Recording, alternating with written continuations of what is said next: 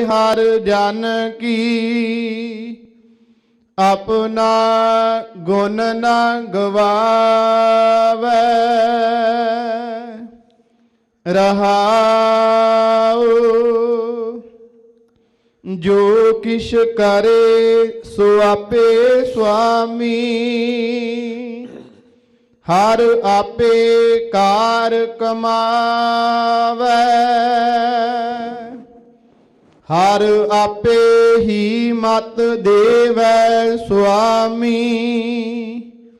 हर आपे बोल बुलावे। हर आपे पंच तत विस्तारा। विच धातु पंच आप पावै। जन नानक सतगुर मेले आपे। हर आपे झगर चुकावै। हर आपे पंच तत विस्तारा। विच धातु पंच आप पावै। जन नानक सतगुर मेले आपे। हर आपे झगर चुकावै। वाहिगुरु जी का खालसा वाहिगुरु जी की फतेह। परम सन्मानयोग गुरु रूप खालसा साध संगत जीओ, सोढी सुल्तान धन गुरु रामदास साहब महाराज ऐसे सतगुरु इस कलयुग के भयानक समय दे विच साडे उधार वास्ते अपनी पवित्र बाणी पवित्र उपदेश सानू बख्शिश करके दे रहे ने। धार्मिक ग्रंथां ने इस समय नू कलयुग दसिया है, पर इहदे बिल्कुल उल्ट साइंस ने इहनू गोल्डन एज कहा है। साइंस कहती है सुनहरी युग है, आपां कहने आ भी कलयुग है। फिर गल किदां बनेगी? शंका पैदा हो सकता है कि कलयुग धार्मिक ग्रंथ कहते ने, धर्म कहता है अब कलू आयो रे एक नाम बोवोह बोवोह। आन रुत नाही नाही मत भरम भूलो। पर साइंस ते नू गोल्डन इरा कहती है, एज कहती है। ਇਹਦੇ सवाल ਦੇ जवाब ਦੇ ਵਿੱਚ ਜੇ ਆਪਾਂ ਜਾਈਏ ਵਿਚਾਰ ਕਰੀਏ, ਗੁਰੂ ਸਾਹਿਬ ਜੇ ਸੁਮਤ ਬਖਸ਼ਣ ਸਾਇੰਸ ਬਾਹਰੋਂ ਦੇਖ ਕੇ ਕਹਿੰਦੀ ਹੈ ਤੇ ਧਰਮ ਅੰਦਰੋਂ ਦੇਖ ਕੇ ਕਹਿੰਦਾ ਹੈ। ਬਾਹਰੋਂ ਬੜੀ ਤਰੱਕੀ ਹੈ, ਇੰਨੀ ਤਰੱਕੀ ਕਿਸੇ ਯੁੱਗ ਦੇ ਵਿੱਚ ਵੀ ਨਹੀਂ ਹੋਈ ਜਿੰਨੀ ਅੱਜ ਤਰੱਕੀ ਹੈ। ਆਉਣ ਵਾਲੇ ਸਮੇਂ ਦੇ ਵਿੱਚ ਵੀ ਇੰਨੀ ਹੋ ਜਾਣੀ ਹੈ ਕਿ ਅਸੀਂ ਸੋਚਣ ਸਮਰੱਥਾ ਤੋਂ ਸਾਡੀ ਤੋਂ ਬਾਹਰ ਹੋਵੇਗੀ ਗੱਲ। ਪਰ ਜੇ ਅੰਦਰੂਨੀ ਤੌਰ ਤੇ ਦੇਖੀਏ ਤੇ ਬੰਦਾ ਕਾਲਖ ਦੇ ਨਾਲ ਇੰਨਾ ਭਰ ਚੁੱਕਾ ਹੈ। ਕੋਈ ਸਮਾਂ ਸੀ ਮਾਂ ਪਿਓ ਕਹਿੰਦੇ ਸੀ ਵੀ ਜਾ ਚਲਿਆ ਜਾ, ਤੇ ਪੁੱਤ ਏਡੇ 7 ਬਚਨੇ ਸੀ ਉਹ 14 ਸਾਲ ਕੱਟਣ ਚਲੇ ਗਿਆ, ਅੱਗੇ ਉਹ ਸਵਾਲ ਨਹੀਂ ਕੀਤਾ। ਅੱਜ ਸਮਾਂ ਇਹ ਆ ਗਿਆ ਹੈ ਕਿ ਬੱਚੇ ਮਾਂ ਪਿਓ ਨੂੰ ਘਰੋਂ ਕੱਢਦੇ ਪਏ, ਮਾਂ ਪਿਓ ਧੱਕੇ ਖਾਂਦੇ ਪਏ। ਬਾਹਰੋਂ ਜਿਹੜੀ ਮਰਜ਼ੀ ਗੋਲਡਨ ਏਜ ਹੋਵੇ ਪਰ ਅੰਦਰ ਕਾਲਖ ਇੰਨੀ ਭਰ ਗਈ, ਇਸ ਕਰਕੇ ਧਰਮ ਨੇ ਇਹਨੂੰ ਕਲਯੁਗ ਕਹਿ ਦਿੱਤਾ ਹੈ ਕਿ ਹਿਰਦੇ 'ਚ ਕਾਲਖ ਭਰ ਚੁੱਕੀ ਹੈ। ਐਸਾ ਸਮਾਂ ਹੈ। ਸਤਿਗੁਰੂ ਦੀ ਬਾਣੀ ਹੀ ਇੱਕ ਇੱਦਾਂ ਦਾ ਓਟ ਆਸਰਾ ਹੈ ਜਿਹੜੀ ਹਿਰਦੇ ਨੂੰ ਠੰਡ ਪਾਉਂਦੀ ਹੈ, ਸ਼ਾਂਤੀ ਦਿੰਦੀ ਹੈ, ਮਨ ਨੂੰ ਟਿਕਾ ਬਖਸ਼ਦੀ ਹੈ ਤੇ ਸਾਨੂੰ ਸੱਚ ਤੋਂ ਜਾਣੂ ਕਰਾਉਂਦੀ ਹੈ। ਗੁਰਬਾਣੀ ਦੇ ਵਿੱਚ ਧਰਮ ਦੇ ਹਰ ਪ੍ਰਸ਼ਨ ਦਾ ਜਵਾਬ ਦਿੱਤਾ ਗਿਆ ਹੈ। ਅੱਜ ਬੜਾ ਸੋਹਣਾ ਸ੍ਰੀ ਮੁਖ ਵਾਕ ਉਪਦੇਸ਼ ਜਗਤ ਗੁਰੂ ਧੰਨ ਗੁਰੂ ਰਾਮਦਾਸ ਸਾਹਿਬ ਮਹਾਰਾਜ ਨੇ ਕਿਰਪਾ ਕਰਕੇ ਬਖਸ਼ਿਸ਼ ਕਰਕੇ ਦਿੱਤਾ ਹੈ। ਸ਼੍ਰੀਮਾਨ ਸੰਤ ਗਿਆਨੀ ਕਰਤਾਰ ਸਿੰਘ ਜੀ ਭਿੰਡਰਾਂ ਵਾਲੇ ਉਹ ਕਹਿੰਦੇ ਹੁੰਦੇ ਸੀ ਕਿ ਬਾਕੀ ਸਾਰੇ ਗੁਰੂ ਪਰ 10 ਪਾਤਸ਼ਾਹੀਆਂ ਜਗਤ ਗੁਰੂ। ਗੁਰੂ ਗ੍ਰੰਥ ਸਾਹਿਬ ਜਗਤ ਗੁਰੂ, ਗੁਰੂ ਤੇ ਪਹਿਲਾਂ ਵੀ ਹੋਏ ਨੇ। ਗੋਰਖਨਾਥ ਜੀ ਨੂੰ ਵੀ ਉਹਨਾਂ ਦੀ ਸੰਪਰਦਾ ਗੁਰੂ ਕਹਿੰਦੀ। ਹੋਰ ਵੀ ਬੜੇ ਮਹਾਤਮਾ ਨੇ ਜਿਹੜੇ ਆਪਣੇ ਆਪ ਨੂੰ ਗੁਰੂ ਅਖਵਾਉਂਦੇ ਨੇ। ਪੁਰਾਣੇ ਸਮੇਂ ਦੇ ਵਿੱਚ ਅਵਤਾਰੀ ਪੁਰਸ਼ ਹੋਏ ਨੇ ਸ੍ਰੀ ਰਾਮਚੰਦਰ, ਸ੍ਰੀ ਕ੍ਰਿਸ਼ਨ। ਇਸਲਾਮ ਦੇ ਵਿੱਚ ਹਜ਼ਰਤ ਮੁਹੰਮਦ ਸਾਹਿਬ, ਯਹੂਦੀਆਂ ਵਿੱਚ ਹਜ਼ਰਤ ਮੁਸਾਈਕੋ ਮੂਸਾ ਸਾਹਿਬ। ਇਹ ਵੀ ਤਾਂ ਸਾਰੇ ਉਹਨਾਂ ਦੇ ਧਰਮ ਦੇ ਗੁਰੂ ਨੇ। ਪਰ ਧੰਨ ਗੁਰੂ ਗ੍ਰੰਥ ਸਾਹਿਬ ਤੇ 10 ਪਾਤਸ਼ਾਹੀਆਂ ਜਗਤ ਗੁਰੂ ਨੇ। ਕਿਉਂ? ਇਹਨਾਂ ਨੇ ਸਾਰਿਆਂ ਨੂੰ ਹੀ ਸਾਂਝਾ ਉਪਦੇਸ਼ ਦਿੱਤਾ। ਇਹਨਾਂ ਪਾਸ ਕਿਸੇ ਧਰਮ ਦਾ ਬੰਦਾ ਆਇਆ, ਕਿਸੇ ਫਿਰਕੇ ਦਾ ਬੰਦਾ ਆਇਆ, ਕਿਸੇ ਜਾਤ ਦਾ ਆਇਆ, ਪਾਤ ਦਾ ਆਇਆ, ਇਹਨਾਂ ਨੇ ਹਰੇਕ ਨੂੰ ਹੀ ਗੁਰਬਾਣੀ ਦੇ ਵਿੱਚ ਉਪਦੇਸ਼ ਦਿੱਤਾ ਹੈ। ਧੰਨ ਗੁਰੂ ਨਾਨਕ ਦੇਵ ਸਾਹਿਬ ਪਾਸ ਜੇ ਕੋਈ ਸੁਨਿਆਰ ਆਇਆ ਤੇ ਮਹਾਰਾਜ ਨੇ ਆਖਿਆ ਜਤ ਪਹਾਰਾ ਧੀਰਜ ਸੁਨਿਆਰ। ਜੇ ਕੋਈ ਜ਼ਿਮੀਂਦਾਰ ਆਇਆ ਤਾਂ ਮਹਾਰਾਜ ਨੇ ਆਖਿਆ ਮਨ ਹਾਲੀ ਕਿਰਸਾਣੀ ਕਰਨੀ ਸਰਮ ਪਾਣੀ ਤਨ ਖੇਤ। ਜੇ ਜੋਗੀ ਆਇਆ ਤੇ ਜੋਗੀ ਨੂੰ ਉਪਦੇਸ਼ ਦਿੱਤਾ। ਜੇ ਬ੍ਰਾਹਮਣ ਆਇਆ ਤਾਂ ਸੋ ਪੰਡਤ ਜੋ ਮਨ ਪ੍ਰਬੁੱਧ ਹੈ, ਰਾਮ ਨਾਮ ਆਤਮ ਮੈਂ ਸੁਧ। ਜੇ ਮੁਸਲਮਾਨ ਆਇਆ ਤੇ ਮੁਸਲਮਾਨ ਮੋਮ ਦੇ ਲੋਵੇ। ਹਰੇਕ ਨੂੰ ਉਪਦੇਸ਼ ਦਿੱਤਾ। ਇਸੇ ਕਰਕੇ ਸਤਿਗੁਰਾਂ ਨੂੰ ਜਗਤ ਗੁਰੂ ਕਿਹਾ ਜਾਂਦਾ ਹੈ। ਧੰਨ ਗੁਰੂ ਰਾਮਦਾਸ ਸਾਹਿਬ ਮਹਾਰਾਜ ਗੁਰਬਾਣੀ ਦੇ ਵਿੱਚ ਫਿਰ ਬੇਨਤੀ ਕਰਾਂ ਵੀ ਹਰੇਕ ਪ੍ਰਸ਼ਨ ਦਾ ਜਵਾਬ ਹੈ ਰੂਹਾਨੀਅਤ ਦੇ। ਅੱਜ ਜਿਹੜੀ ਗੱਲੋਂ ਧਾਰਮਿਕ ਬੰਦੇ ਲੁੱਟੇ ਜਾ ਰਹੇ ਨੇ, ਆਪਣੇ ਤਨ ਮਨ ਧਨ ਦਾ ਸ਼ੋਸ਼ਣ ਕਰਾ ਰਹੇ ਨੇ, ਅੱਜ ਉਹਦਾ ਵੀ ਜਵਾਬ ਮਹਾਰਾਜ ਦੇਣਗੇ ਵੀ ਭਗਤ ਕੌਣ ਹੁੰਦਾ ਹੈ, ਸੰਤ ਕੌਣ ਹੁੰਦਾ ਹੈ, ਰੱਬ ਦਾ ਪਿਆਰਾ ਕੌਣ ਹੁੰਦਾ ਹੈ। ਹਰ ਬੰਦਾ ਅੱਜ ਕੱਲ੍ਹ ਪਖੰਡ ਦੇ ਅਧੀਨ ਦਾਅਵਾ ਕਰਦਾ ਹੈ ਕਿ ਮੈਂ ਰੱਬ ਦੇ ਨੇੜੇ ਆ, ਮੈਂ ਪਰਮੇਸ਼ਰ ਦਾ ਪਿਆਰਾ ਵਾਂ। ਪਰ ਕਿਸੇ ਦੇ ਅੰਦਰ ਕੀ ਹੈ ਇਹ ਸਾਨੂੰ ਕੁਝ ਨਹੀਂ ਪਤਾ। ਹਰੇਕ ਦੀ ਰਹਿਤ ਆਪੋ ਆਪਣੀ ਹੈ, ਬਾਹਰ ਤੋਂ ਸਾਨੂੰ ਕੁਝ ਨਾ ਕੁਝ ਦਿਖਦਾ ਹੈ। ਧੰਨ ਗੁਰੂ ਰਾਮਦਾਸ ਸਾਹਿਬ ਅੱਜ ਆਪਣੀ ਬਾਣੀ ਦੇ ਵਿੱਚ ਉਪਦੇਸ਼ ਦੇ ਰਹੇ ਨੇ ਕਿ ਭਗਤ ਕੌਣ ਹੈ, ਸੰਤ ਕੌਣ ਹੈ, ਪਰਮੇਸ਼ਰ ਦੇ ਪਿਆਰੇ ਕੌਣ ਨੇ। ਗੁਰਬਾਣੀ ਕਸਵੱਟੀ ਹੈ ਤੇ ਇਹਦੇ ਨਾਲ ਅਸੀਂ ਦੇਖ ਸਕਦੇ ਹਾਂ ਕਿ ਕਿੱਦਾਂ ਦਾ ਜੀਵਨ ਹੈ। ਸਤਿਗੁਰੂ ਕਿਰਪਾ ਕਰਦੇ ਹੋਏ ਫਰਮਾਉਂਦੇ ਨੇ, ਆਓ ਬੜੇ ਪ੍ਰੇਮ ਦੇ ਨਾਲ ਸ਼ਰਵਣ ਕਰਨ ਦਾ ਯਤਨ ਕਰੀਏ। ਸਤਿਗੁਰੂ ਜੀ ਫਰਮਾ ਰਹੇ ਹਨ, ਸਤਨਾਮ ਸ੍ਰੀ ਵਾਹਿਗੁਰੂ ਸਾਹਿਬ ਜੀ।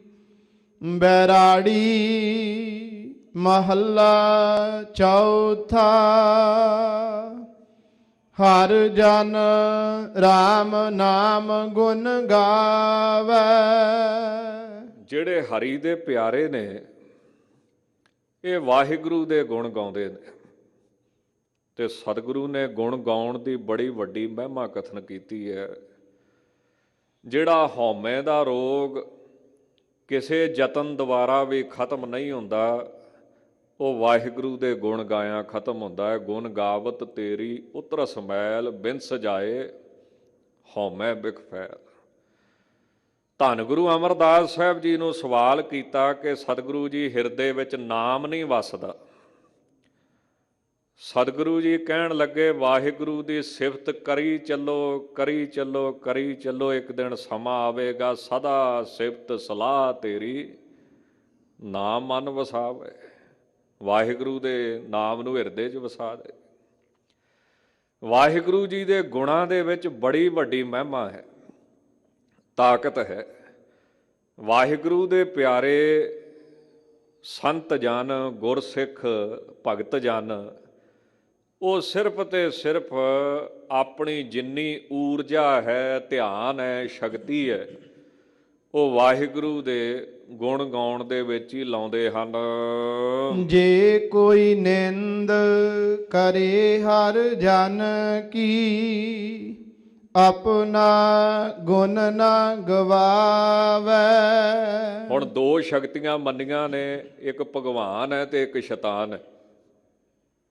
ਹੁਣ ਚੰਗੇ ਰਸਤੇ ਤੇ ਚੱਲਣ ਵਾਲੇ ਨੂੰ ਜਿਹੜਾ ਸ਼ੈਤਾਨ ਹੈ, ਕਲਯੁਗ ਹੈ, ਉਹ ਤੋੜਨ ਦਾ ਯਤਨ ਕਰਦਾ। ਜਿਵੇਂ ਸ੍ਰੀ ਰਾਗ ਦੇ ਵਿੱਚ ਸ੍ਰੀ ਗੁਰੂ ਨਾਨਕ ਦੇਵ ਸਾਹਿਬ ਦੇ ਕੋਲ ਕਲਯੁਗ ਆਉਂਦਾ ਹੈ, ਉਹਨਾਂ ਨੂੰ ਕਹਿੰਦਾ ਹੈ ਮੋਤੀਆਂ ਦੇ ਬਣੇ ਮੰਦਰ ਲੈ ਲਓ, ਮੋਹਣੀ ਮੁਖ ਮਣੀ ਸੋਹੇ ਪ੍ਰਵਾਨ ਕਰ ਲਓ, ਰਾਜ ਭਾਗ ਪ੍ਰਵਾਨ ਕਰ ਲਓ, ਰਿੱਧੀਆਂ ਸਿੱਧੀਆਂ ਗੁਪਤ ਪ੍ਰਗਟ ਹੋਏ ਬੈਸਾਂ ਇਹ ਪ੍ਰਵਾਨ ਕਰ ਲਓ। ਇਸੇ ਤਰ੍ਹਾਂ ਸ਼ੈਤਾਨ ਦਾ ਕਲਯੁਗ ਦਾ ਵਾਰ ਇਹ ਵੀ ਹੈ ਕਿ ਜਦੋਂ ਭਗਤ ਲਾਲਚ ਦੇ ਵਿੱਚ ਨਹੀਂ ਆਉਂਦਾ ਤਾਂ ਫਿਰ ਉਹਦੀ ਨਿੰਦਿਆ ਕੀਤੀ ਜਾਂਦੀ। ਕਲਯੁਗ ਦਾ ਸੁਭਾਅ ਕੀ ਹੈ? ਰਾਤੇ ਕੀ ਨਿੰਦਾ ਕਰੇ ਐਸਾ ਕਲ ਮੈਂ ਡੀਠਾ। ਇਸ ਸਮੇਂ ਵਿੱਚ ਨਾਮ ਜਪਣ ਵਾਲੇ ਦੀ ਨਿੰਦਿਆ ਹੋਵੇਗੀ, ਪੂਰਿਆਂ ਨੂੰ ਅਧੂਰੇ ਕਿਹਾ ਜਾਵੇਗਾ ਤੇ ਅਧੂਰੇ ਪੂਰੇ ਬਣ ਬਣ ਕੇ ਬਹਿਣਗੇ। ਹੁਣ ਜਿਹੜੀ ਨਿੰਦਿਆ ਹੈ, ਇਹ ਬੰਦੇ ਨੂੰ ਕਈ ਵਾਰੀ ਚੰਗੇ ਰਾਹ ਤੋਂ ਤੋੜ ਦਿੰਦੀ ਹੈ।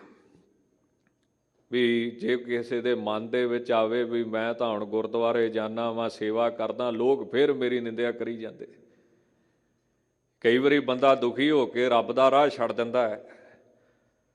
ਤਾਂ ਇਹ ਜਿਹੜੀ ਨਿੰਦਿਆ ਵਾ, ਇਹ ਵੀ ਇੱਕ ਪਰਖ ਹੀ ਹੈ ਪਰਮੇਸ਼ਰ ਵੱਲੋਂ ਕਿ ਇਹ ਲੋਕਾਂ ਦੇ ਪ੍ਰਭਾਵ ਦੇ ਵਿੱਚ ਆ ਕੇ ਕਿਤੇ ਮੈਨੂੰ ਛੱਡਦਾ ਤਾਂ ਨਹੀਂ। ਜਿਹੜੀ ਵਡਿਆਈ ਆ ਨਾ, ਇਹ ਵੀ ਇੱਕ ਪਰਖ ਹੀ ਹੈ ਰੱਬ ਵੱਲੋਂ ਕਿ ਵਡਿਆਈ ਦੇ ਵਿੱਚ ਕਿਤੇ ਆਪ ਤਾਂ ਨਹੀਂ ਰੱਬ ਬਣ ਕੇ ਬਹਿ ਜਾਂਦਾ। ਦੋਵੇਂ ਹੀ ਪਰਖਾਂ ਨੇ, ਨਿੰਦਿਆ ਵੀ ਪਰਖ ਹੈ, ਸੁੱਖ ਵੀ, ਵਡਿਆਈ ਵੀ ਪਰਖ ਹੈ। ਤਾਂ ਜੇ ਕੋਈ ਨਿੰਦਿਆ ਵੀ ਕਰੇ ਉਹਨਾਂ ਪ੍ਰਭੂ ਦੇ ਪਿਆਰਿਆਂ ਦੀ, ਤਾਂ ਉਹ ਆਪਣਾ ਗੁਣ ਮੈਨੇ ਸੁਭਾਅ ਨਹੀਂ ਤਿਆਗਦੇ ਨੇ, ਆਪਣੀ ਬਿਰਤੀ, ਆਪਣੇ ਸ਼ੁਭ ਗੁਣ ਨਹੀਂ ਤਿਆਗਦੇ। ਇੱਥੇ ਬੜਾ ਸੁੰਦਰ ਕਬੀਰ ਸਾਹਿਬ ਦਾ ਪ੍ਰਵਾਨ ਢੁਕੇਗਾ, ਨਿੰਦੋ ਨਿੰਦੋ ਮੋਕੋ ਲੋਕ ਨਿੰਦੋ, ਨਿੰਦਾ ਜਨ ਕੋ ਖਰੀ ਪਿਆਰੀ, ਨਿੰਦਾ ਬਾਪ ਨਿੰਦਾ ਮਹਿਤਾਰੀ। ਇੱਕ ਵਾਰੀ ਗੱਲ ਚੱਲੀ, ਮਹਿਤੇ ਸਾਰੇ ਬੈਠੇ ਸੀ ਸੰਤਾਂ ਕੋਲੇ, ਸਭ ਤੋਂ ਸੌਖੇ ਪਾਪ ਕਿਹੜੀ ਚੀਜ਼ ਕੱਟਦੀ ਹੈ?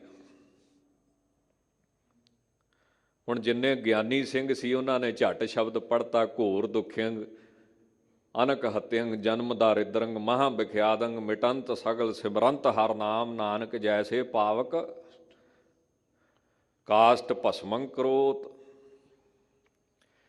ਜਿਵੇਂ ਲੱਕੜਾਂ ਅੱਗ ਦੁਆਰਾ ਭਸਮ ਹੁੰਦੀਆਂ ਨੇ, ਰੱਬ ਦੇ ਨਾਮ ਦੀ ਚਿੰਗਾਰੀ ਢੇਰਾਂ ਦੇ ਢੇਰ ਪਾਪ ਖਤਮ ਕਰ ਦਿੰਦੀ ਹੈ, ਨਾਸ ਕਰ ਦਿੰਦੀ। ਜਿਵੇਂ ਛੋਟੀ ਜੀ ਚਿੰਗਾਰੀ ਢੇਰਾਂ ਦੇ ਢੇਰ ਲੱਕੜਾਂ ਦੇ ਨਾਸ ਕਰ ਦਿੰਦੀ ਹੈ। ਸੰਤਾਂ ਨੇ ਬੜਾ ਸੋਹਣਾ ਜਵਾਬ ਦਿੱਤਾ, ਕਹਿੰਦੇ ਬਿਲਕੁਲ ਠੀਕ, ਪਰ ਇੱਕ ਚੀਜ਼ ਹੋਰ ਵੀ ਹੈਗੀ ਹੈ ਜਿਹੜੀ ਇਹ ਤੋਂ ਵੀ ਸੌਖੇ ਨਾਸ ਕਰਦੀ। ਉਹ ਕੀ? ਨਿੰਦਿਆ। ਜਿੰਨੀ ਛੇਤੀ ਬੰਦੇ ਨੂੰ ਨਿੰਦਿਆ ਤਾਰਦੀ ਹੈ, ਇੰਨੀ ਛੇਤੀ ਹੋਰ ਕੋਈ ਸ਼ੁਭ ਗੁਣ ਨਹੀਂ ਤਾਰਦਾ। ਇਸ ਕਰਕੇ ਮਹਾਤਮਾ ਤੇ ਨਿੰਦਿਆ ਕਰਨ ਵਾਲੇ ਨੂੰ ਨਾ ਘਿਓ ਵੀ ਭੇਜ ਦਿੰਦੇ ਵੀ ਖਾਇਆ ਕਰ, ਇੰਨਾ ਧਿਆਨ ਰੱਖਦਾ ਮੇਰਾ, ਕਿਤੇ ਦਿਮਾਗ ਖੁਸ਼ਕ ਨਾ ਹੋ ਜੇ। ਇੱਕ ਮਹਾਤਮਾ ਹੋਏ ਨਾ, ਲੰਗਰ ਦੇ ਵਿੱਚ ਬੈਠਾ ਕੋਈ ਸੱਜਣ ਉਹਨਾਂ ਦੀ ਨਿੰਦਿਆ ਕਰੀ ਜਾਵੇ ਵੀ ਦਾਲ ਕਿਤੇ ਤੁਰੀ ਫਿਰਦੀ ਆ, ਪਾਣੀ ਕਿਤੇ ਤੁਰਿਆ ਫਿਰਦਾ, ਇਹ ਆਪ ਚੰਗਾ ਚੰਗਾ ਖਾਂਦੇ ਆ, ਚੰਗਾ ਚੰਗਾ ਪਾਉਂਦੇ ਆ, ਲੰਗਰ ਦੇ ਹਾਲਾਤ ਇਦਾਂ ਦੇ।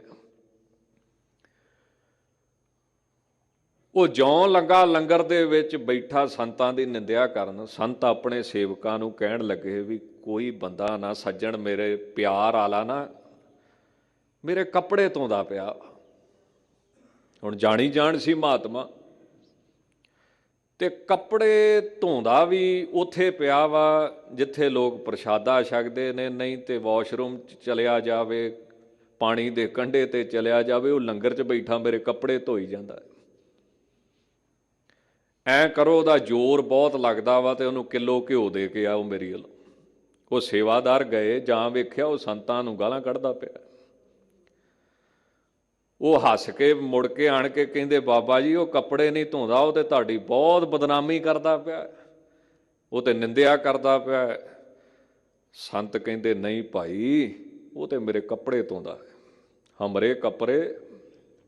ਇਹਨੂੰ ਕਿਲੋ ਘਿਓ ਦੇ ਕੇ ਆ। ਇੰਨਾ ਧਿਆਨ ਰੱਖਦਾ ਵੀ ਅੱਜ ਦਾਲ ਕਿੱਦਾਂ ਦੀ ਬਣੀ ਸੀ, ਪਰਸੋਂ ਕਿੱਦਾਂ ਦੀ ਬਣੀ ਸੀ, ਅੱਜ ਤੜਕਾ ਲੱਗਾ ਸੀ ਤੇ ਪਰਸੋਂ ਨਹੀਂ ਲੱਗਾ ਸੀ। ਮਿੰਟ ਮਿੰਟ ਦਾ ਧਿਆਨ ਰੱਖਦੇ ਨੇ, ਸਕਿੰਟ ਸਕਿੰਟ ਦਾ ਇਹ ਧਿਆਨ ਰੱਖਦੇ ਨੇ। ਤਾਂ ਨਿੰਦਾ ਕਰਨ ਵਾਲੇ ਨੂੰ ਲੋਕ ਜੋ ਮਰਜ਼ੀ ਕਹਿਣ, ਪਰ ਸੰਤਾਂ ਨੂੰ ਇਹਨਾਂ ਨਾਲ ਬੜਾ ਪ੍ਰੇਮ ਹੈ। ਅਮਰ ਸ਼ਹੀਦ ਸੰਤ ਬਾਬਾ ਜਰਨੈਲ ਸਿੰਘ ਜੀ ਭਿੰਡਰਾਂ ਵਾਲੇ, ਜਦੋਂ ਉਹਨਾਂ ਦੀ ਚੜ੍ਹਾਈ ਹੋਈ ਤੇ ਕਈ ਸੱਜਣ ਉਹਨਾਂ ਨਾਲ ਚੜ੍ਹਾਈ ਤੋਂ ਹੀ ਨਫ਼ਰਤ ਕਰਨ ਲੱਗ ਪਏ। ਉਹਨਾਂ ਨੇ ਕਾਫੀ ਉਹਨਾਂ ਤੇ ਦੋਸ਼ ਲਾਏ, ਦੂਸ਼ਣ ਲਾਏ ਕਿ ਕਿਸੇ ਤਰ੍ਹਾਂ ਸੰਗਤ ਇਹਨਾਂ ਦੇ ਨਾਲੋਂ ਟੁੱਟੇ।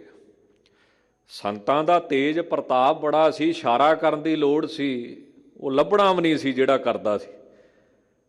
ਪਰ ਮਹਾਤਮਾ ਦੇ ਦਿਲ ਬੜੇ ਵੱਡੇ ਹੁੰਦੇ ਨੇ। ਸਿੰਘਾਂ ਨੇ ਸੰਤਾਂ ਨੂੰ ਬੇਨਤੀ ਕੀਤੀ, ਮਹਾਂਪੁਰਖੋ ਜੇ ਹੁਕਮ ਹੋਵੇ ਤੇ ਚਾੜ ਦਈਏ ਫਿਰ ਗੱਡੀ, ਪੜ੍ਹ ਦਈਏ ਕੀਰਤਨ ਸੋਹਲਾ। ਫਿਰ ਸੰਤ ਹੱਸ ਪਏ। ਸੰਤ ਕਹਿਣ ਲੱਗੇ ਵੀ ਘਰ ਦੇ ਵਿੱਚ ਕੋਈ ਕੰਮ ਵਾਲਾ ਰੱਖਿਆ? ਕਹਿੰਦੇ ਜੀ ਰੱਖਿਆ। ਕਹਿੰਦੇ ਫਿਰ ਕੀ ਤਨਖਾਹ ਦਿੰਦੇ ਹੋ?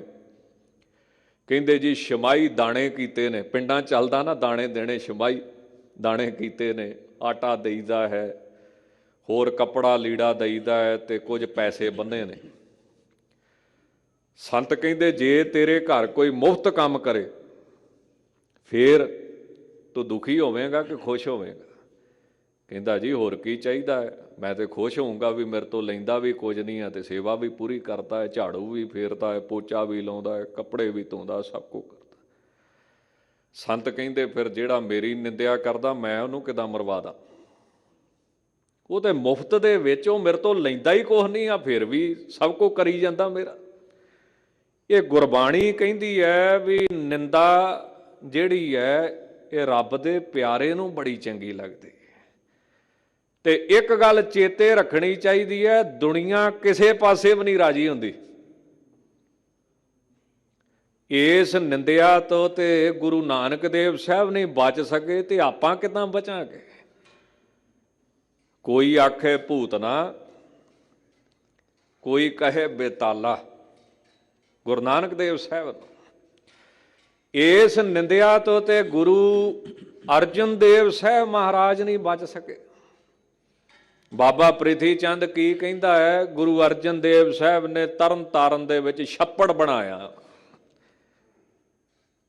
ਤਰਨ ਤਾਰਨ ਸਰੋਵਰ ਨੂੰ ਛੱਪੜ ਦੱਸਦਾ ਹੈ ਤੇ ਆਪ ਦੇ ਸਰੋਵਰ ਨੂੰ ਮਾਨ ਸਰੋਵਰ ਦੱਸਦਾ ਹੈ। ਇਸ ਨਿੰਦਿਆ ਤੋਂ ਤੇ ਗੁਰੂ ਗੋਬਿੰਦ ਸਿੰਘ ਮਹਾਰਾਜ ਨੂੰ ਨਹੀਂ ਬਖਸ਼ਿਆ ਗਿਆ। ਮਰੇਲਾ ਗੁਰੂ ਕਹਿੰਦੇ ਸੀ, ਲੋਕ ਕਹਿ ਦਿੰਦੇ ਸੀ ਵੀ ਚਾਰੇ ਪੁੱਤ ਮਰਵਾ ਕੇ ਤੁਰਿਆ ਫਿਰਦਾ, ਹੁਣ ਕਦੀ ਕਿਤੇ ਕਦੀ ਕਿਤੇ। ਨਿੰਦਾ ਤੇ ਅਵਤਾਰੀ ਪੁਰਸ਼ ਨਹੀਂ ਬਚ ਸਕੇ ਤੇ ਬੰਦਾ ਕੀ ਬਚੂਗਾ? ਇਹ ਦੁਨੀਆ ਕਿਸੇ ਪਾਸੇ ਰਾਜੀ ਨਹੀਂ ਹੁੰਦੀ। ਜਿਵੇਂ ਕੋਈ ਸੱਜਣ ਸੀ ਨਾ, ਉਹਨੂੰ ਕਿਹਾ ਗਿਆ ਵੀ ਕਿੱਦਾਂ ਬਈ? ਉਹਨੇ ਅੱਗਿਓਂ ਕਹਿਤਾ ਬੜੀ ਕਿਰਪਾ। ਹੁਣ ਸੁਣਨ ਵਾਲੇ ਨੂੰ ਨਹੀਂ ਚੰਗੀ ਲੱਗੀ, ਕਹਿੰਦਾ ਸਾਰੀ ਤੇਰੇ ਤੋਂ ਹੀ ਆ ਕਿਰਪਾ, ਹੋਰ ਕਿਸੇ ਤੋਂ ਨਹੀਂ ਹੈਗੀ। ਦੱਸੋ ਕੀ ਕਰੂ ਬੰਦਾ? ਜੇ ਹੁਣ ਅੱਗਿਓਂ ਕਹਿ ਦਈਏ ਵੀ ਚੜ੍ਹਦੀ ਕਲਾ ਤੇ ਅਗਲੇ ਨੂੰ ਨਹੀਂ ਚੰਗੀ ਲੱਗੀ, ਕਹਿੰਦਾ ਸਾਰੀ ਚੜ੍ਹਦੀ ਕਲਾ ਤੂੰ ਹੀ ਚੁੱਕੀ ਫਿਰਦਾ। ਤੇ ਇੱਕ ਸੱਜਣ ਦੂਜਾ ਉਹਨੇ ਦਵਾ ਦਵ ਕਹਿਤਾ ਜੀ ਬਹੁਤ ਦੁਖੀ ਆ, ਕਹਿੰਦਾ ਸਾਰਾ ਦੁੱਖ ਤੈਨੂੰ ਹੀ ਪੈ ਗਿਆ ਹੋਣਾ ਨਾ, ਹੋਰ ਤੇ ਕਿਸੇ ਨੂੰ ਆਇਆ ਹੀ ਨਹੀਂ ਹੋਣਾ ਕਦੇ। ਬੰਦਾ ਜਾਵੇ ਕਿਹੜੇ ਪਾਸੇ?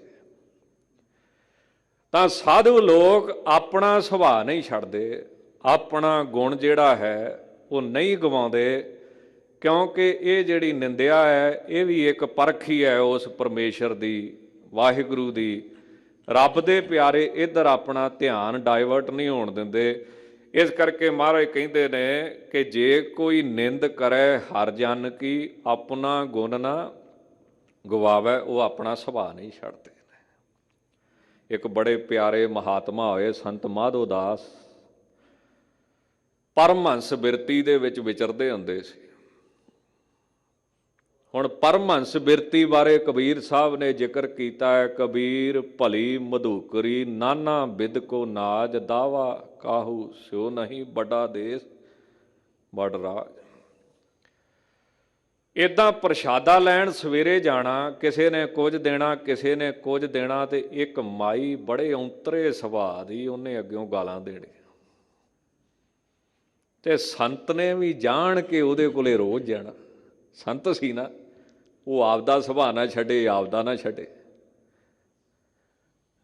ਉਹ ਕਿਸੇ ਨੇ ਆਖਿਆ, ਮਹਾਂਪੁਰਸ਼ੋ ਤੁਸੀਂ ਉੱਥੇ ਜਾਂਦੇ ਕਿਉਂ? ਕਹਿੰਦੇ ਜੋ ਮਾਈ ਦਿੰਦੀ ਉਹ ਬਾਕੀ ਤੇ ਦਿੰਦੇ ਕੋਈ ਨਹੀਂ। ਕਹਿੰਦਾ ਜੀ ਕੀ? ਕਹਿੰਦੇ ਕੋਈ ਰੋਟੀ ਦਿੰਦਾ ਹੈ, ਕੋਈ ਕੁਝ ਦਿੰਦਾ, ਉਹ ਤੇ ਮੈਨੂੰ ਗਾਲਾਂ ਦਿੰਦੀ ਹੈ, ਹੋਰ ਕੋਈ ਦਿੰਦਾ ਹੀ ਨਹੀਂ। ਆਖੋ ਸਤਨਾਮ। ਹੁਣ ਸਾਰੀ ਦਿਹਾੜੀ ਬੰਦਾ ਮਿੱਠਾ ਖਾਈ ਜਾਵੇ ਤੇ ਕਿੰਨਾ ਖਾਊਗਾ? ਕੋਈ ਕਹਿੰਦਾ ਮਹਾਰਾਜ ਜੀ, ਕੋਈ ਕਹਿੰਦਾ ਸੰਤ ਜੀ, ਕੋਈ ਕਹਿੰਦਾ ਰੱਬ ਦੇ ਪਿਆਰੇ। ਕਹਿੰਦੇ ਇੱਕ ਹੀ ਤੇ ਸਾਰੇ ਪਿੰਡ 'ਚੋਂ ਲੱਭੀ ਆ ਜਿਹੜੀ ਗਾਲਾਂ ਦਿੰਦੀ ਹੈ। ਸੁਭਾਅ ਹੈ। ਚਲੋ ਇੱਕ ਦਿਨ ਉਸ ਮਹਾਤਮਾ ਫਿਰ ਆਪਣੇ ਸੁਭਾਅ ਮੁਤਾਬਕ ਗਿਆ। ਉਹ ਕਿਤੇ ਪੋਚਾ ਲਾਉਂਦੀ ਸੀ, ਗੁਰੂ ਘਰ 'ਚ ਵੀ ਸਾਖੀ ਆਉਂਦੀ ਨਾ, ਉਹ ਪੋਚਾ ਲਾਉਂਦੀ ਸੀ। ਉਹਨੇ ਚਲੋ ਬੁੜ ਕਰਨਾ ਸ਼ੁਰੂ ਕੀਤਾ ਵੀ ਹੱਟਾ ਕੱਟਾ ਹੈਗਾ ਵਾ, ਕਿੱਡੀਆਂ ਇਹਦੀਆਂ ਮੋਟੀਆਂ ਲੱਤਾਂ ਵਾ, ਕਿੱਡੀਆਂ ਇਹਦੀਆਂ ਬਾਹਾਂ ਵਾ, ਇਹਦੇ ਹੱਥਾਂ ਨੂੰ ਕੋਹੜ ਹੋਇਆ ਵਾ, ਕੰਮ ਨਹੀਂ ਹੁੰਦਾ, ਆ ਜਾਂਦਾ ਸਵੇਰੇ ਸਵੇਰੇ। ਉਹਨੇ ਵੱਟ ਕੇ ਪੋਚਾ ਮਾਰਿਆ, ਸੰਤ ਦੀ ਛਾਤੀ ਤੇ ਵੱਜਾ। ਹੁਣ ਪੋਚਾ ਤੁਹਾਨੂੰ ਪਤਾ ਗੰਦਗੀ ਦਾ ਭਰਿਆ। ਸੰਤ ਲੈ ਕੇ ਤੁਰ ਗਿਆ, ਕਹਿੰਦਾ ਫਿਰ ਦੇਣ ਗਝਾ ਹੀ ਲਿਆ ਨਾ, ਭਾਵੇਂ ਪੋਚਾ ਹੀ ਦਿੱਤਾ, ਅੱਜ ਪੋਚਾ ਦਿੱਤਾ ਕੱਲ ਨੂੰ ਹੋਰ ਕੋ ਦਊਗੀ। ਹੋਇਆ ਕੀ ਫਿਰ? ਚਲੋ ਉਹਨਾਂ ਨੇ ਉਹ ਪੋਚਾ ਰੱਬ ਦੇ ਘਰ ਪਹੁੰਚਾਇਆ, ਸਾਫ਼ ਕੀਤਾ, ਧੋਤਾ, ਉਹਨੂੰ ਜੋਤਾਂ ਦੀਆਂ ਬੱਟੀਆਂ 'ਚ ਵਰਤ ਕੇ ਜਗਾਇਆ, ਭਲਾ ਕੀਤਾ। ਉਹ ਮਾਈ ਦੇ ਘਰ ਪੋਤਾ ਨਹੀਂ ਸੀ, ਤੇ ਜਿੱਧਰ ਉਹ ਸੰਤ ਰਹਿੰਦੇ ਸੀ ਨਾ, ਉਧਰ ਪੋਤੇ ਨੂੰ ਪੋਚਾ ਕਹਿੰਦੇ, ਪੋਤੇ ਨੂੰ ਪੋਚਾ। ਹੁਣ ਜਦੋਂ ਉਸ ਮਾਈ ਨੇ ਪੋਚਾ ਮਾਰਿਆ, ਉਹਨਾਂ ਦੀ ਭਾਸ਼ਾ 'ਚ ਪੋਤਾ ਮਾਰਿਆ, ਤੇ ਉਹ ਸੰਤ ਅੱਗੇੋਂ ਬੋਲਿਆ ਵੀ ਸੰਤ ਮਾਧੋ दास जवाब इसी का देगा, अगर पोता दिया है तूने तो पोता ही तुझे मिलेगा। ਉਹਦੇ ਘਰ ਫਿਰ ਪੋਤਰਾ ਹੋਇਆ। ਤੇ ਉਹ ਜਦੋਂ ਬਹਿਣਾ ਨਾ, ਉਹਨੇ ਸਹੇਲੀਆਂ 'ਚ ਸਖੀਆਂ 'ਚ ਸਿਆਣੀਆਂ ਮਾਈਆਂ ਬਹਿੰਦੀਆਂ ਨੇ, ਫਿਰ ਉਹਨੇ ਗੱਲਾਂ ਕਰਨੀਆਂ ਕਿ ਮੈਂ ਇੱਕ ਸਾਧ ਦੇ ਪੋਚਾ ਮਾਰਿਆ ਸੀ, ਜਿਹਦੇ ਬਦਲੇ ਮੈਨੂੰ ਫਿਰ ਵੀ ਪੋਤਾ ਦਿੱਤਾ।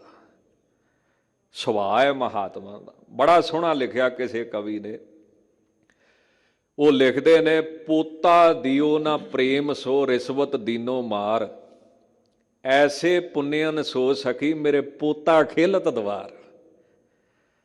ऐसे संत को देती अगर प्रेम प्रसाद, तो मेरे ग्रह उपजदे जैसे ध्रुव प्रहलाद। जे किते यही प्रेम नाल सेवा कीती हुंदी ते पोता ते जम्मिया, पर पोता इहो जिहा जम्मदा जे ध्रुव वर्गा जम्मदा, प्रहलाद वर्गा जम्मदा। ये सुभाਅ है महात्मा दा कि ਉਹ ਆਪਣਾ ਸੁਭਾਅ ਨਹੀਂ ਛੱਡਦੇ, ਸੰਸਾਰ ਆਪਣਾ ਸੁਭਾਅ ਨਹੀਂ ਛੱਡਦਾ। ਰਹਾਉ ਜੋ ਕਿਛ ਕਰੇ ਸੋ ਆਪੇ ਸੁਆਮੀ, ਹਰਿ ਆਪੇ ਕਾਰ ਕਮਾਵੈ। ਭਗਤਾਂ ਦੀ ਨਿਗਾਹ ਦੇ ਵਿੱਚ ਹਰ ਕੰਮ ਪਰਮੇਸ਼ਰ ਆਪ ਹੀ ਕਰਦਾ ਪਿਆ, ਹਰ ਜਗ੍ਹਾ ਤੇ ਉਹ ਆਪ ਹੀ ਬੈਠਾ ਹੈ। ਵਾਹਿਗੁਰੂ ਤੋਂ ਬਿਨਾਂ ਉਹਨਾਂ ਨੂੰ ਕੋਈ ਦਿਖਦਾ ਹੀ ਨਹੀਂ। ਜਿਵੇਂ ਗੁਰਬਾਣੀ ਕਹਿੰਦੀ ਆ ਨਾ ਵੀ ਦੈਤ ਵੀ ਰੱਬ ਨੇ ਆਪ ਹੀ ਲਾਏ ਨੇ ਸੰਤ ਜਨਾਂ ਨੂੰ, ਤੇ ਦੂਰ ਵੀ ਆਪ ਹੀ ਕਰਦਾ। ਤਾਂ ਸੰਤ ਦੀ ਨਿਗਾਹ ਦੇ ਵਿੱਚ ਵਾਹਿਗੁਰੂ ਪਰਮੇਸ਼ਰ ਆਪ ਹੀ ਕਿਰਪਾ ਕਰਕੇ ਇਹਨਾਂ ਨਿੰਦਿਆ ਕਰਨ ਵਾਲਿਆਂ ਨੂੰ ਸ਼ੁਭ ਮੱਤ ਦਵੇ ਤੇ ਆਵੇਗੀ। ਉਹ ਮਾਲਕ ਪਰਮੇਸ਼ਰ ਜੇ ਆਪ ਕਿਰਪਾ ਕਰੇ, ਆਪ ਹੀ ਉਹ ਇਹਨਾਂ ਤੋਂ ਐਸੇ ਬੋਲ ਬੁਲਾਉਂਦਾ ਹੈ, ਆਪ ਹੀ ਇਹਨਾਂ ਦੇ ਅੰਦਰ ਬੈਠਾ ਬੋਲਦਾ ਪਿਆ ਹੈ ਤੇ ਆਪਣੇ ਪਿਆਰਿਆਂ ਦੀ ਪਰਖ ਕਰਦਾ ਹੈ। ਹਰਿ ਆਪੇ ਹੀ ਮਤ ਦੇਵੈ ਸੁਆਮੀ, ਹਰਿ ਆਪੇ ਬੋਲ ਬੁਲਾਵੈ। ਪਰਮਾਤਮਾ ਹੀ ਸਭ ਕੁਝ ਕਰਦਾ ਹੈ। ਉਹਨਾਂ ਦੀ ਨਿਗਾਹ 'ਚ ਵਾਹਿਗੁਰੂ ਤੋਂ ਬਿਨਾ ਹੋਰ ਕੋਈ ਵੀ ਨਹੀਂ ਹੈ। ਜਿਵੇਂ ਗੁਰਬਾਣੀ ਵਿੱਚ ਸੱਚੇ ਪਾਤਸ਼ਾਹ ਕਹਿੰਦੇ, ਸਭੈ ਘਟ ਰਾਮ ਬੋਲੇ, ਰਾਮਾ ਬੋਲੇ RAM ਬਿਨਾ ਕੋ ਬੋਲੇ ਰੇ। ਤਾਂ ਧੰਨ ਗੁਰੂ ਰਾਮਦਾਸ ਸਾਹਿਬ ਫਰਮਾਉਂਦੇ ਹਨ, ਹਰਿ ਆਪੇ ਪੰਚ ਤਤ ਵਿਸਥਾਰਾ, ਵਿੱਚ ਧਾਤੂ ਪੰਚ ਆਪ ਪਾਵੈ। ਵਾਹਿਗੁਰੂ ਪਰਮੇਸ਼ਰ ਜੀ ਨੇ ਆਪ ਹੀ ਇਹ ਪੰਜਾਂ ਤੱਤਾਂ ਦਾ ਵਿਸਥਾਰ, ਇਹ ਸਾਰਾ ਸੰਸਾਰ ਬਣਾਇਆ ਹੈ। ਤੇ ਪੰਜਾਂ ਤੱਤਾਂ ਦੇ ਦੋ ਸੁਭਾਅ ਨੇ, ਇੱਕ ਤੇ ਹੈ ਦੈਵੀ ਸੁਭਾਅ ਤੇ ਦੂਸਰਾ ਹੈ ਮਾਇਕੀ ਸੁਭਾਅ। ਹੁਣ ਪੰਜਾਂ ਤੱਤਾਂ ਤੋਂ ਦੋ ਤਰ੍ਹਾਂ ਦੀ ਸਿੱਖਿਆ ਹੈ। ਭਗਤ ਜਨ, ਸੰਤ ਜਨ ਸੇਵਾ ਸਤਸੰਗ ਸਿਮਰਨ ਕਰਕੇ ਸ਼ੁਭ ਸਿੱਖਿਆ ਪੰਜਾਂ ਤੱਤਾਂ ਦੀ ਗ੍ਰਹਿਣ ਕਰਦੇ ਨੇ। ਉਹਨਾਂ 'ਚ ਸ਼ੁਭ ਅੰਸ਼ ਹੈ ਤੇ ਸੰਸਾਰੀ ਲੋਕਾਂ 'ਚ ਮਾੜੀ ਅੰਸ਼ ਪੰਜਾਂ ਤੱਤਾਂ ਦੀ ਚੱਲਦੀ ਹੈ। ਜਿਵੇਂ ਬ੍ਰਹਮ ਗਿਆਨੀ ਸਦਾ ਨਿਰਲੇਪ ਜੈਸੇ ਜਲ ਮਹਿ, ਕਮਲ ਅਲੇਪ ਬ੍ਰਹਮ ਗਿਆਨੀ ਸਦਾ ਨਿਰਦੋਖ ਜੈਸੇ ਸੂਰ ਸਰਬ ਕੋ ਸੋਖ। ब्रह्म ज्ञानी के दृष्ट समान जैसे राज रंग को लागे तुल पवान, ब्रह्म ज्ञानी के धीरज एक जो बसुदा कोई खोदे को चंदन ले। ब्रह्म ज्ञानी का यह गनाओ नानक ज्यों पावक का सहज सुभाव। पंजा तत्तां तो ब्रह्म ज्ञानी ने ये सुभाव ग्रहण किया है। हुण दूसरे पासे माइकी सुभाव की आ, पानी तो की पैदा होंदा है, काम पैदा होंदा है। अग्नि तो की है, क्रोध है। आसमान तो की है, लोभ है। जिद्दां आसमान नहीं भरदा इदां मनुख दा लोभ कदी भरदा ही नहीं है। बंदे दा लालच कदी पूरा ही नहीं हुंदा है। अग वधदी जांदी है दिन ब दिन वासना दी। इसे तरह धरती तो जड़ता है और हवा है, हवा तो चंचलता है, मन टिकदा नहीं है। तां पंजां धातुआं, पंज धातु पंज अंसां मायकी ते दैवी, ये परमेश्वर ने पाइयां ने। लिव धात दोए राह है, हुक्मी कार कमाए। परमेश्वर दे प्यारे पंजां तत्तां दा शुभ गुण ग्रहण करते ने। दुनियावी पुरख माड़ा गुण ग्रहण करके सदा ही कुसंगत विच पए रहिंदे हन। और ये जिहड़ियां अंसां ने ये दोवें ही परमेश्वर ने आप पाइयां हन। जन नानक सतगुर मेले आपे, हरि आपे झगर चुकावै। वो सच्चे पातशाह वाहिगुरु जी कृपा करन, आप ही पूरे सतगुरां नाल मेल देण और आप ही कृपा करके जन्म मरण रूप झगड़ा ਜਾਂ ਇਹ ਕਾਮ ਕ੍ਰੋਧ ਦਾ ਜਿਹੜਾ ਸ਼ੋਰ ਪਿਆ ਨਾ ਸਾਡੇ ਅੰਦਰ, ਝਗੜਾ ਪਿਆ ਹੈ, ਇਹਨੂੰ ਉਹ ਦੂਰ ਕਰਦੇ ਨੇ। ਨਾਲ ਨਾਲ ਲੜੀਵਾਰ ਕਥਾ ਚੱਲ ਰਹੀ ਹੈ। ਸ਼੍ਰੀਮਾਨ ਭਗਤ ਕਬੀਰ ਸਾਹਿਬ ਮਹਾਰਾਜ ਅਰਦਾਸ ਕਰਨੀ ਸਿਖਾਉਂਦੇ ਨੇ, ਵਾਹਿਗੁਰੂ ਅੱਗੇ ਕਿਵੇਂ ਬੇਨਤੀ ਕਰਨੀ ਹੈ। ਤਾਂ ਆਪ ਜੀ ਕਿਰਪਾ ਕਰਦੇ ਹੋਏ ਫਰਮਾਉਂਦੇ ਹਨ, ਬਿਲਾਵਲ ਰਾਖ ਲੇਹੂ ਹਮ ਤੇ ਬਿਗਰੀ। ਇਸ ਤਰ੍ਹਾਂ ਅਰਦਾਸ ਕਰਨੀ ਚਾਹੀਦੀ ਹੈ ਕਿ ਹੇ ਵਾਹਿਗੁਰੂ ਜੀ, ਅਸੀਂ ਵਿਗਾੜ ਬੈਠੇ ਹਾਂ।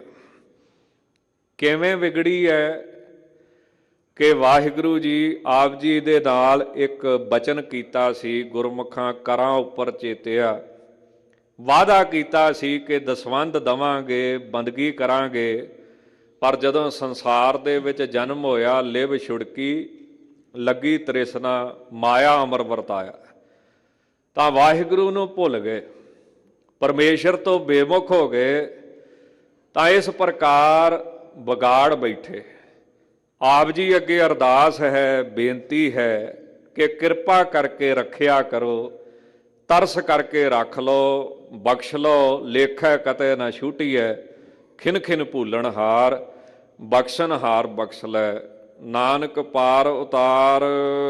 ਸੀਲ ਧਰਮ ਜਪ ਭਗਤ ਨਾ ਕੀਨੀ, ਹਉ ਅਭਿਮਾਨ ਟੇਢ ਪਗਰੀ। ਸੀਲ ਜਤ ਨਹੀਂ ਰੱਖਿਆ, ਜਤ ਪਹਾਰਾ, ਜਾਂ ਸੀਲ ਨਰਮ ਸੁਭਾਅ ਨਹੀਂ ਰੱਖਿਆ, ਧਰਮ ਦੀ ਕਮਾਈ ਨਹੀਂ ਕੀਤੀ, ਧਰਮ ਤੇ ਚੱਲੇ ਨਹੀਂ, ਧਰਮ ਤੋਂ ਬੇਮੁਖ ਰਹੇ, ਹਮੇਸ਼ਾ ਧਰਮ ਤੋਂ ਵਿਪਰੀਤ ਚੱਲਦੇ ਰਹੇ। ਜ਼ਬਾਨ ਨੂੰ ਸਫਲ ਨਹੀਂ ਕੀਤਾ, ਜ਼ਬਾਨ ਨਾਲ ਕਦੀ ਤੇਰਾ ਜਪ ਨਹੀਂ ਕੀਤਾ। 9 ਪ੍ਰਕਾਰ ਦੀ ਭਗਤੀ ਸੀ, ਕੀਰਤਨ ਭਗਤੀ ਉਹ ਨਹੀਂ ਕਦੀ ਕੀਤੀ, ਸ਼ਰਵਣ ਭਗਤੀ, ਕਦੀ ਕਥਾ ਨਹੀਂ ਸੁਣੀ, ਕਦੀ ਕੀਰਤਨ ਨਹੀਂ ਸੁਣਿਆ, ਅਰਚਨਾ ਪੂਜਾ ਰੂਪ ਭਗਤੀ, ਕਦੀ ਮੱਥਾ ਟੇਕਣ ਨਹੀਂ ਗਏ, ਕਦੀ ਮਹਾਰਾਜ ਦੇ ਦਰਸ਼ਨ ਨਹੀਂ ਕੀਤੇ।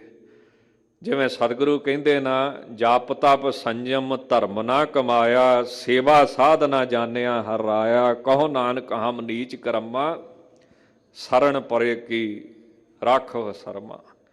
ਆਪਾਂ ਤੇ ਰੋਜ਼ ਸੁਣਦੇ ਆ, ਨਾ ਹੋ ਜਤੀ ਸਤੀ ਨਹੀਂ ਪੜਿਆ, ਮੂਰਖ ਮੁਗਦਾ ਜਨਮ ਭਇਆ, ਪ੍ਰਣਵਤ ਨਾਨਕ ਤਿਨ ਕੀ ਸਰਣਾ, ਜਿੰਤੂ ਨਾ ਹੀ ਵਿਸਰੇ। ਤਾਂ ਐਸੇ ਸ਼ੁਭ ਕਰਮ ਨਹੀਂ ਕੀਤੇ ਇਸ ਜਨਮ ਦੇ ਵਿੱਚ ਸੱਚੇ ਪਾਤਸ਼ਾਹ ਜੀ, ਇਹ ਬੜੀ ਭਾਰੀ ਗਲਤੀ ਹੋ ਗਈ ਹੈ।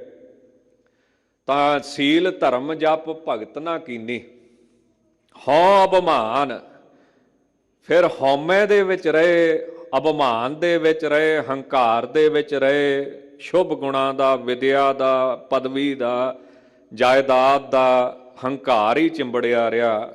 ਟੇਢ ਪਗਰੀ, ਟੇਢੀ ਆ। ਕਿਤੇ ਮੜੀਆਂ ਦੇ ਵਿੱਚ ਆਪਾਂ ਜਦੋਂ ਜਾਂਦੇ ਆ, ਉੱਥੇ ਤੁਸੀਂ ਇੰਜੀਨੀਅਰ ਨਹੀਂ ਦੇਖੇ, ਉਦਣ ਹੀ ਪੈਦਾ ਹੁੰਦੇ ਆ ਅੱਧੇ ਕੁ ਘੰਟੇ ਵਾਸਤੇ।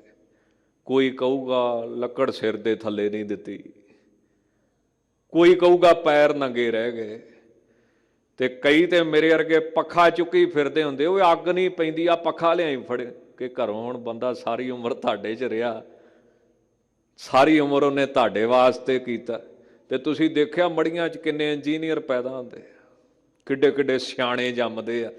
ਉਹ ਜਿਹੜੇ ਲੱਕੜਾਂ ਲਵਾਉਂਦੇ ਪਏ ਹੁੰਦੇ ਆ ਨਾ, ਇਹਦੇ ਸਿਰ ਥੱਲੇ ਦੇ, ਇਹਦੇ ਮਿੱਟੀ ਦਾ ਤੇਲ ਪਾ, ਭਾਵੇਂ ਮਰਿਆਦਾ ਦੇ ਵਿੱਚ ਨਹੀਂ ਆਉਂਦਾ, ਇਹਨੂੰ ਐ ਕਰ, ਓਂ ਕਰ, ਅੱਗ ਚੰਗੀ ਤਰ੍ਹਾਂ ਪਵੇ।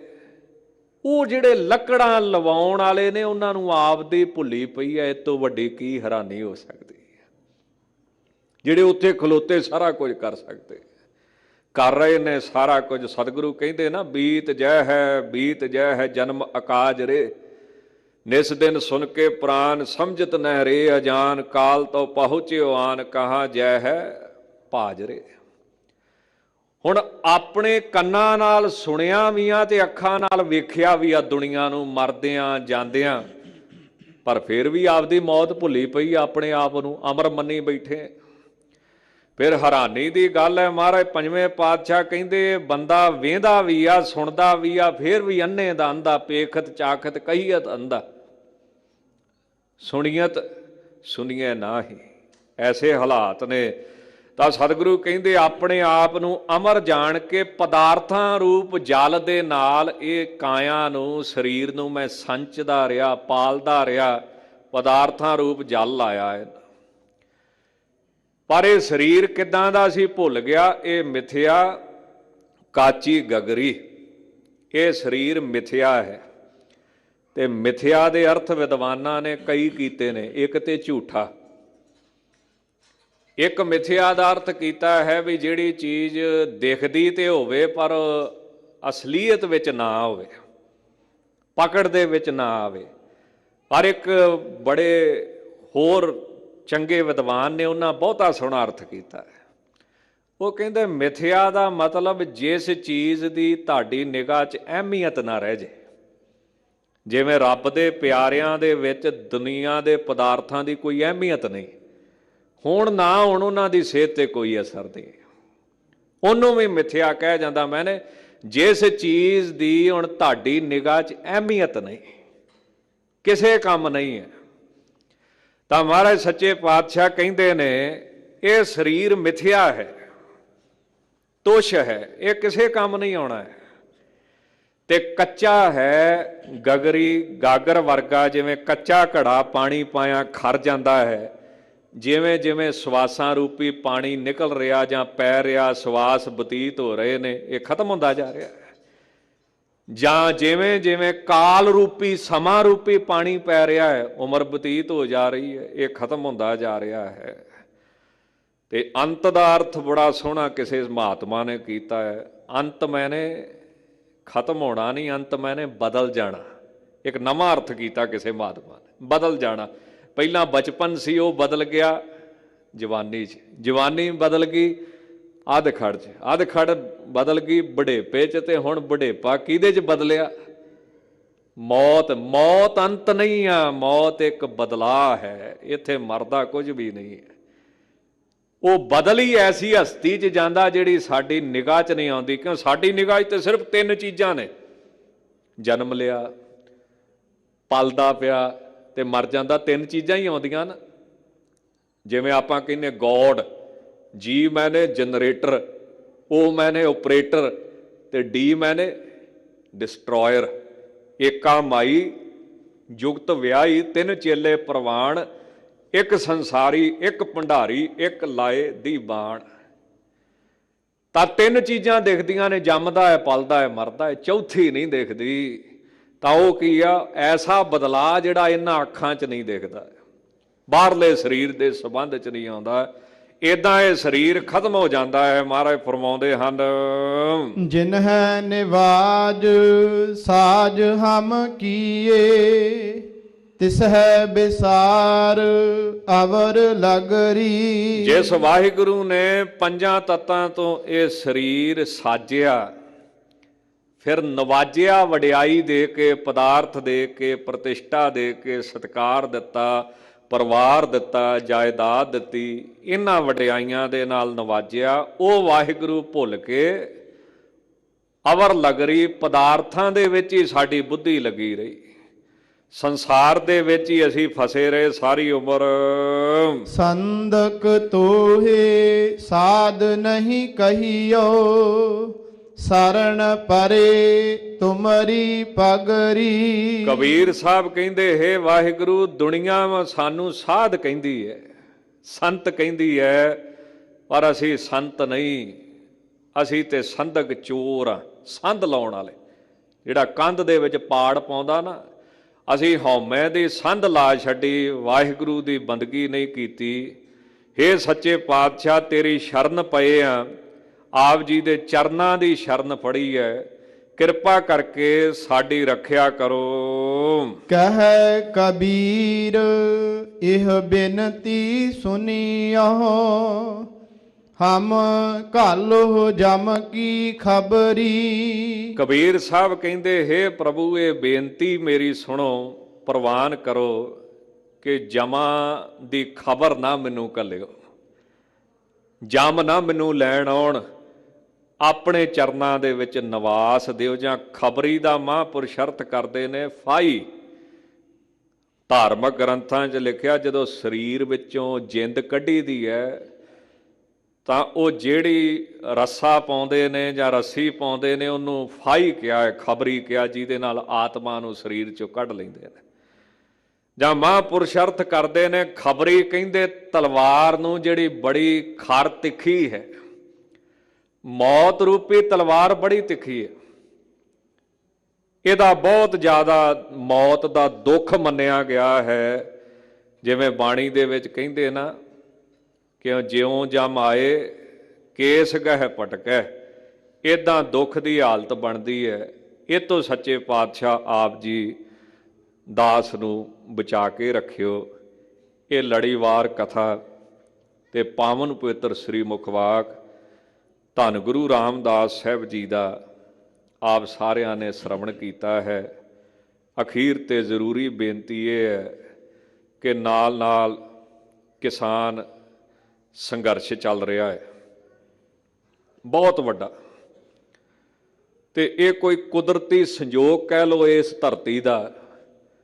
ਅੱਜ ਤੋਂ ਨਹੀਂ, ਅਹਿਮਦ ਸ਼ਾਹ ਅਬਦਾਲੀ ਤੋਂ ਇਹਦੇ ਉੱਤੇ ਕੋਈ ਨਾ ਕੋਈ ਹੱਲਾ ਹੁੰਦਾ ਹੀ ਆ ਰਿਹਾ। ਅੱਜ ਤੋਂ ਨਹੀਂ, ਸ਼ੁਰੂ ਤੋਂ ਹੀ।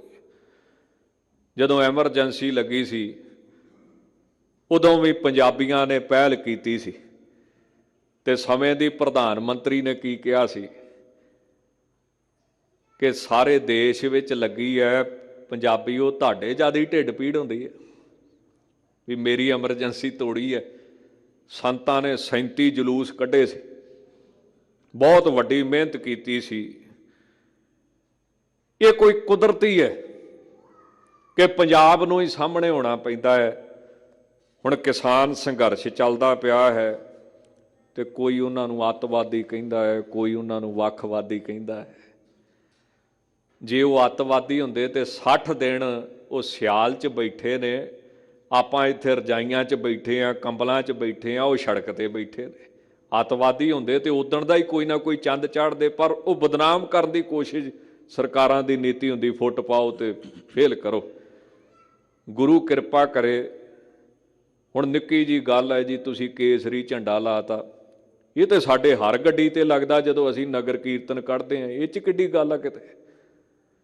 ਨਾਲੇ ਕੇਸਰੀ ਝੰਡਾ ਜਿਹੜਾ ਹੈ ਉਹ ਖਾਲੀ ਪੋਲ ਤੇ ਲਾਇਆ ਵਾ, ਤਿਰੰਗਾ ਲਾ ਕੇ ਥੋੜੀ ਲਾਇਆ ਵਾ। ਤਿਰੰਗਾ ਤੇ ਨਾਲ ਹੀ ਲੱਗਾ ਹੈ ਤੁਹਾਡਾ, ਤੇ ਜਦੋਂ ਇੱਧਰ ਬਾਰਡਰ ਵੱਲ ਨੂੰ ਇਹਨਾਂ ਨੇ ਗੱਡੀਆਂ ਭੇਜਣੀਆਂ ਹੁੰਦੀਆਂ ਵਾ, ਉਦੋਂ ਆਪ ਕੇਸਰੀ ਲਾ ਦਿੰਦੇ ਆ ਵੀ ਜਾ ਕੇ ਮਰੋ, ਸ਼ਹੀਦ ਹੋ। ਸਮਾਂ ਬੜਾ ਭਿਆਨਕ ਹੈ। ਗੁਰੂ ਕਿਰਪਾ ਕਰੇ, ਪੰਥ ਦੀ ਬੌੜੀ ਕਰੇ, ਨਹੀਂ ਤੇ ਸਥਿਤੀ ਇੱਦਾਂ ਦੀ ਬਣਦੀ ਜਾ ਰਹੀ ਹੈ ਕਿ ਸਰਕਾਰ ਜਾਪਦਾ ਵਾ ਵੀ ਮੰਨਣ ਨੂੰ ਤਿਆਰ ਨਹੀਂ ਹੋ ਰਹੀ। ਆਪਣੇ ਦੇਸ਼ ਦੇ ਵਾਸੀਆਂ ਨਾਲ ਇੰਨੀ ਹਉਮੈ, ਇੰਨਾ ਹੰਕਾਰ, ਇਹ ਕਿਹੜਾ ਬਾਹਰਲੇ ਦੇਸ਼ ਦੇ ਵਾਸੀ ਨੇ ਵੀ ਜਿਨ੍ਹਾਂ ਨੂੰ ਨਿਆਂ ਨਹੀਂ ਦੇਣਾ। ਨਾਲੇ ਸ਼ਾਂਤਮਈ ਸਭ ਕੁਝ ਚੱਲਦਾ ਪਿਆ ਹੈ।